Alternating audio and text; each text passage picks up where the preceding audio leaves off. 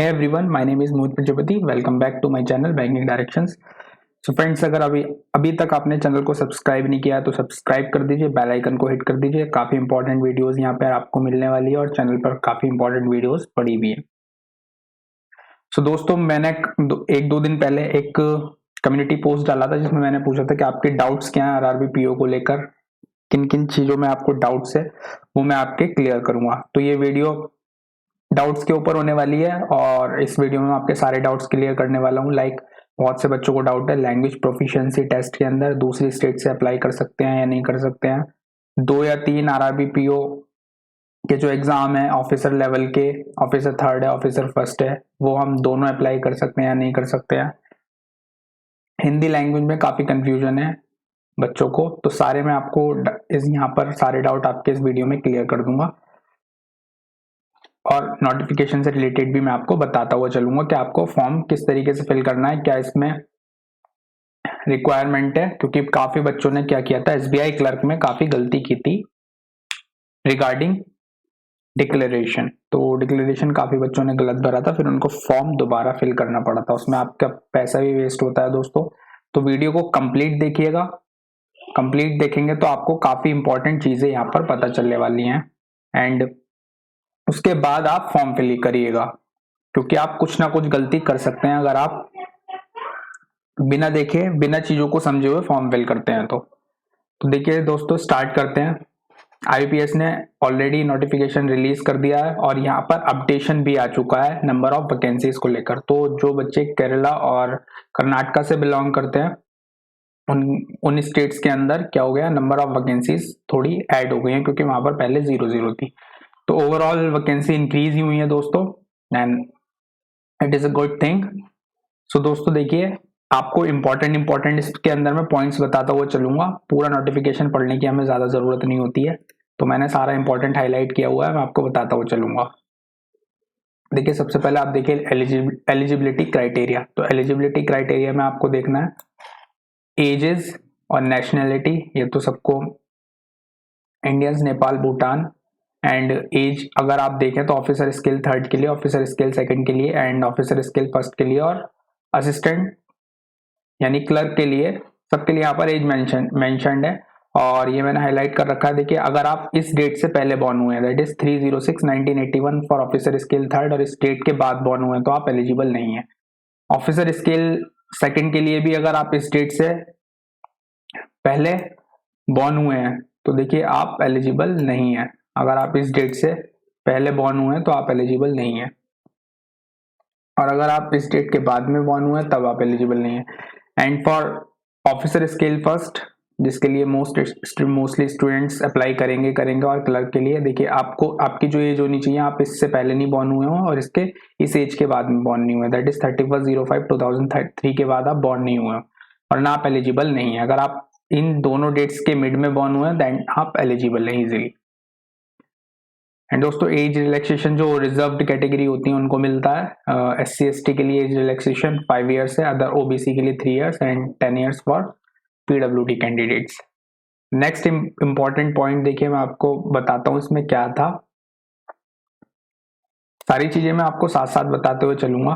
देखिए EWS certificate को लेकर काफी बच्चों को इशू था, तो देखिए EWS सर्टिफिकेट के लिए यहाँ पर क्लियरली लिखा है the income and asset certificate issued by any one of the authority as notified by the government of India in the prescribed format shall only be accepted as proof of candidate's claim as belonging to EWS।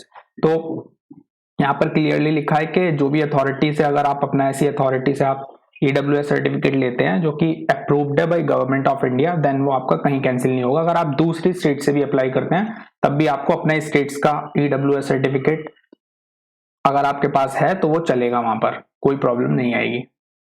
Educational experience और qualifications, यहाँ पर जो office assistant officer scale है उसके लिए तो bachelor degree मांगी है, दैट इज आपके पास ग्रेजुएशन होनी चाहिए। और ऑफिसर स्केल 2nd, ये पर्टिकुलरली आपके पास किसी एक फील्ड के अंदर डिग्री होनी चाहिए और यहाँ पर एक्सपीरियंस भी होना चाहिए, यहाँ पर एक्सपीरियंस भी मांगते हैं।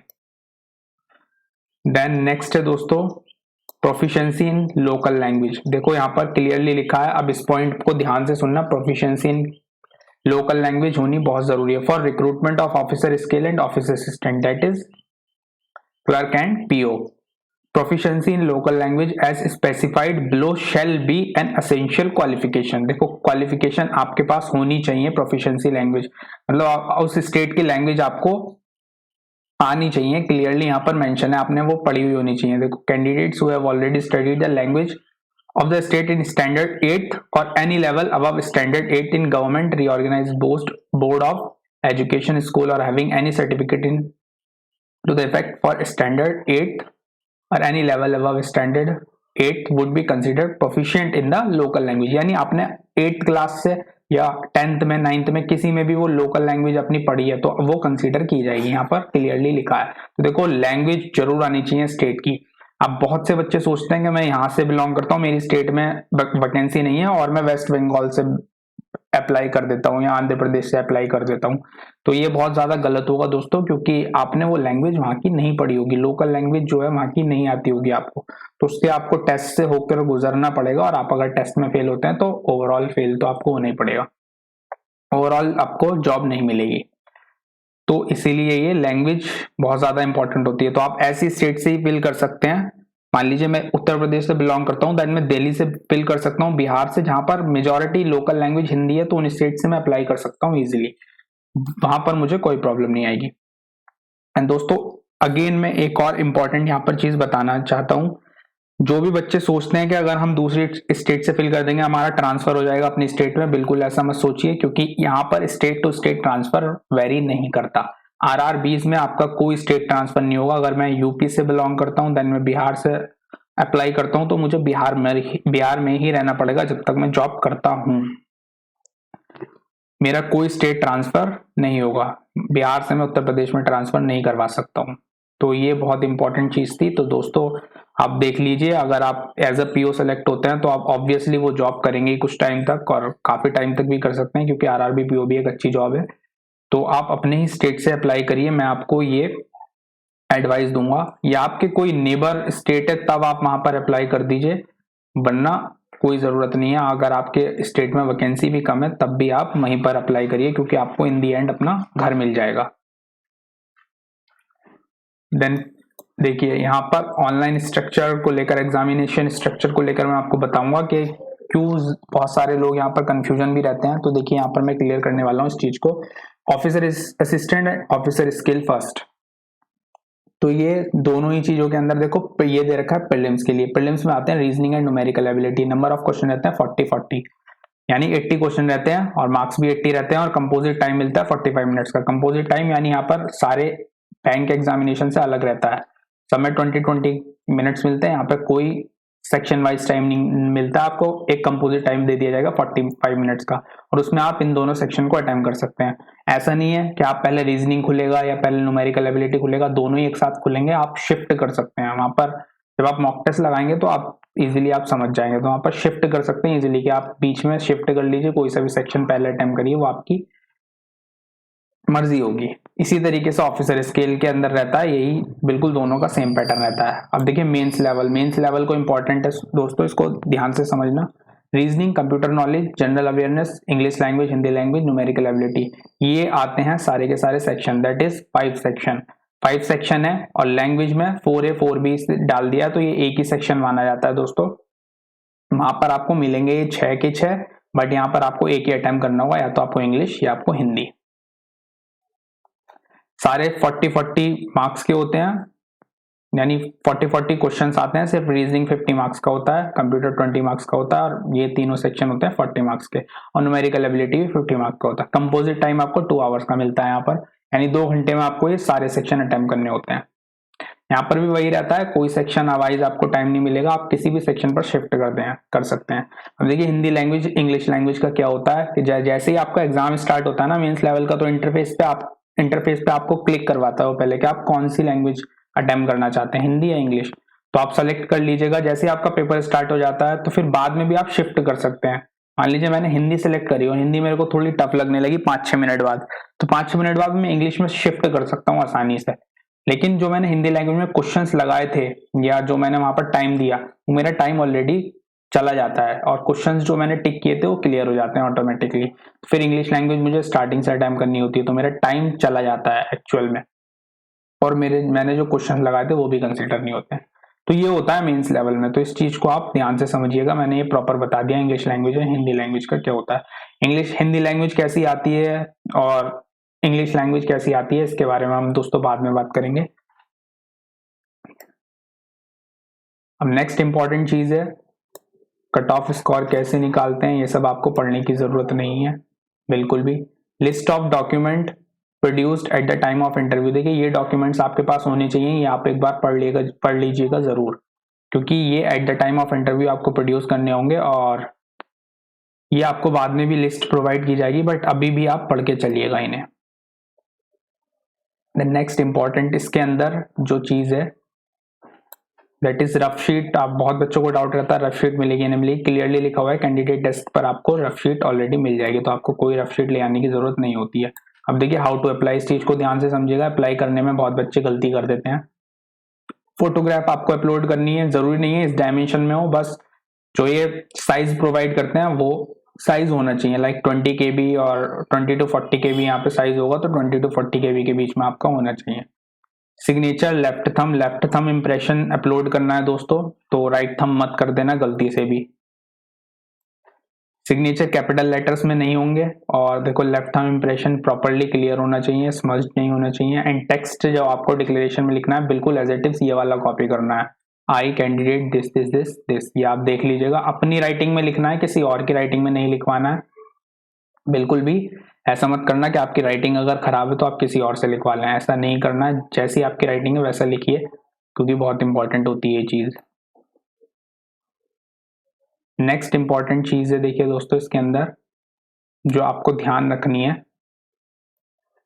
दीज आर द डेट्स, जो कि प्रीलिम्स की डेट है, अगस्त में प्रीलिम्स होने वाला है, और एडमिट कार्ड आपको मिल जाएगा जुलाई अगस्त के अंदर, जुलाई एंड या अगस्त स्टार्टिंग के अंदर मिल जाएगा। और इसी तरीके से मेंस यहाँ पर सितंबर अक्टूबर में होने वाला है। ये दोस्तों वैकेंसीज थी, तो अगेन मैं बता रहा हूँ अपडेशन आ चुकी है वैकेंसीज के अंदर, तो आप वो डाउनलोड करिएगा अपडेट वाला नोटिफिकेशन, ये मेरे पास ओल्ड वाला है।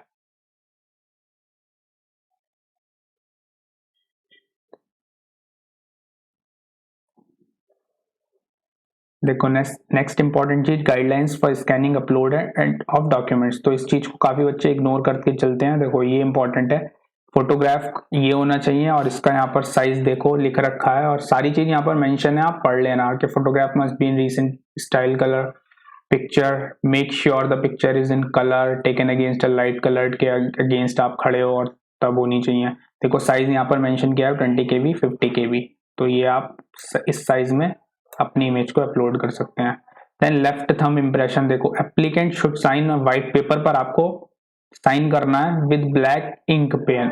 तो आप अगर ब्लू से अपना सिग्नेचर अपलोड कर दिया आप, तो आप बहुत बड़ी गलती कर चुके हो दोस्तों, यहाँ पर ब्लैक से ही करना है, क्योंकि आपको आगे जाने पर बहुत प्रॉब्लम आएगी। देखो left thumb impression white paper पर आपको कोई भी ब्लैक या ब्लू पेन से आप लगा सकते हैं, ब्लैक या blue ink sorry, and the applicant has to write the declaration in English only clearly on a white paper with black plank. तो ब्लैक इंक से आपको डिक्लेरेशन लिखना है, ब्लू पेन से मत लिख देना, फॉर्म कैंसिल भी आपका हो सकता है। Signature hand written declaration capital letters में एक्सेप्ट नहीं होंगे, तो कैपिटल लेटर्स में नहीं लिखना है आपको, जैसे आप लिखते हैं, जैसे हम कॉपी पर लिखते हैं उसी तरीके से हमें लिखना है। ये इंपॉर्टेंट चीज थी दोस्तों। अब देखिए क्या क्या पॉइंट्स इसके अंदर रह गए हैं वो मैं आपको बता देता हूँ, काफी जो बच्चों के और भी डाउट्स थे। एक डाउट मैंने बता दिया लैंग्वेज टेस्ट से लेकर, दूसरा डाउट है कि क्या आप दूसरी स्टेट से अप्लाई कर सकते हैं, बिल्कुल आप दूसरी स्टेट से अप्लाई कर सकते हैं, और मैंने आपको बता दिया कि आपका स्टेट टू स्टेट ट्रांसफर नहीं होगा। देन आपको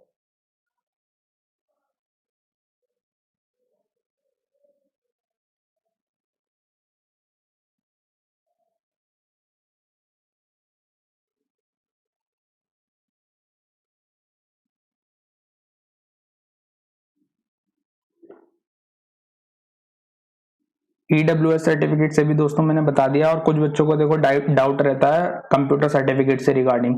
कंप्यूटर सर्टिफिकेट का क्या होता है दोस्तों, कंप्यूटर सर्टिफिकेट यहाँ पर बेसिक नॉलेज रिक्वायरमेंट होती है। अगर आपके पास कोई कंप्यूटर सर्टिफिकेट है, कोई डिप्लोमा है, तब आप वहां पर मेंशन करना, वरना आप नो भी क्लिक कर सकते हो, कोई उसमें प्रॉब्लम नहीं आएगी। देखो अगर आपके पास कंप्यूटर डिप्लोमा नहीं है और आपने मेंशन कर दिया वहां पर कंप्यूटर डिप्लोमा मांगा नहीं है, बट अगर आपने कॉलेज या स्कूल में भी पढ़ा है तो आप मेंशन कर देना कि स्टडीड एट स्कूल या स्टडीड एट कॉलेज, अगर आपने एज ए सब्जेक्ट भी पढ़ा है। तो मैंने एज ए सब्जेक्ट पढ़ रखा है तो मैंने वही मेंशन किया है अपने फॉर्म के अंदर। और आपने नहीं पढ़ा है कंप्यूटर बिल्कुल भी, तो आप जस्ट वहां पर लिख दीजिए कि हाँ नो पर क्लिक कर देना आप लास्ट में।